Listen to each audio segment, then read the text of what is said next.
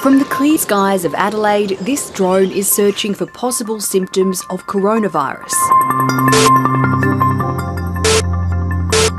Its creators say it can detect every sneeze or cough, even invisible symptoms like fever or a faster heartbeat. Heart rate can be measured in two different ways. From a drone, we normally would measure it by a subtle change in skin tone that's associated with each heartbeat, and it's caused by a change in the volume of blood in the skin. Professor Javan Chal and his team from the University of South Australia are developing the software which analyses images from cameras to measure body heat and movements that indicate coughing and sneezing.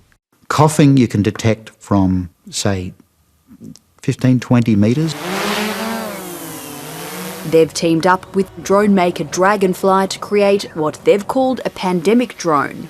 When you look at thousands of people or millions of people, you'll start to see a trend. Experts say one of the keys to controlling this pandemic and easing lockdowns is having the data to show just where this highly contagious disease is spreading. Maps like this one from Johns Hopkins University give us the big picture. But the prospect of using drones and smartphone tracing apps to get that data is raising serious concerns about privacy and security. There's a lot of discussion going on at the moment about how we manage that privacy so that it doesn't, you don't take away people's freedom. Police in the US state of Connecticut were testing the drone, but pulled out last week over privacy concerns. I think people will rightly be somewhat concerned whether they're being spied upon. Professor Toby Walsh is a leading researcher in artificial intelligence. I think the devil is in the detail, how it's rolled out, what safeguards are put in place. There's every reason that this technology could be a useful tool in our armoury with dealing with rolling back the restrictions and allowing people to go about somewhat more normal lives. But equally, there are concerns that we'd have about people's privacy and about whether, when normality is returned, that we are not finding ourselves in a big brother surveillance state.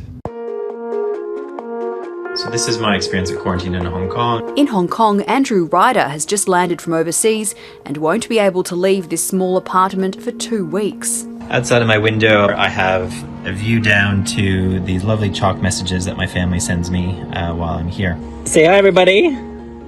When Andrew arrived at Hong Kong Airport, he, like everyone else, had to download a smartphone app and put on a bracelet.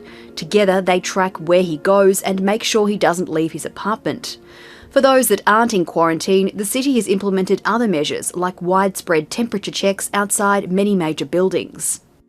When you leave the airport, you're required to go in for a health test at a government facility where you're tested for COVID-19. The city has taken a high-tech approach to tackling the virus without resorting to the same level of lockdown seen in other major global cities.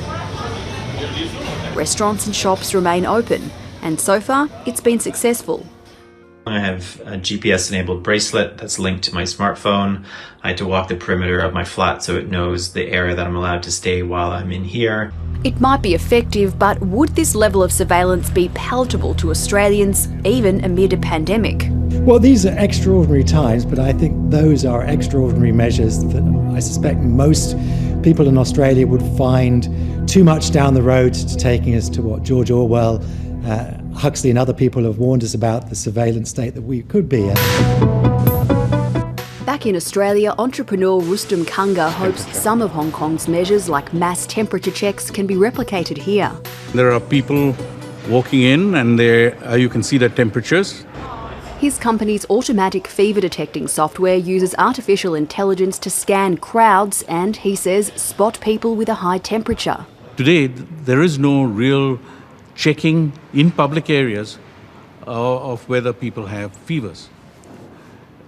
So, for instance, in the prisons or in aged care facilities or in the post office, there is a possibility that someone has an infection, and if he does, he could spread it around to everyone else. There are always privacy and security concerns around facial recognition technology and artificial intelligence. How would you address those concerns? It's totally privacy protected in that everyone's face can be redacted so that nobody sees anything. However, if there's a person with a fever, that person's image is sent to the smartphone of the paramedic so that he can be checked out.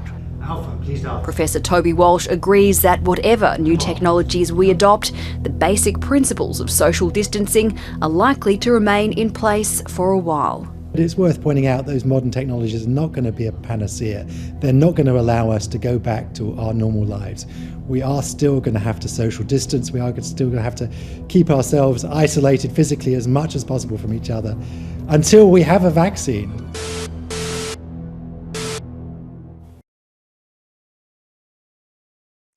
Hi, I'm Lee Sales. Thanks for watching this story. If you'd like to watch more of 730's stories, they are on the left of your screen. And tap on the button below to subscribe and get the latest from ABC News.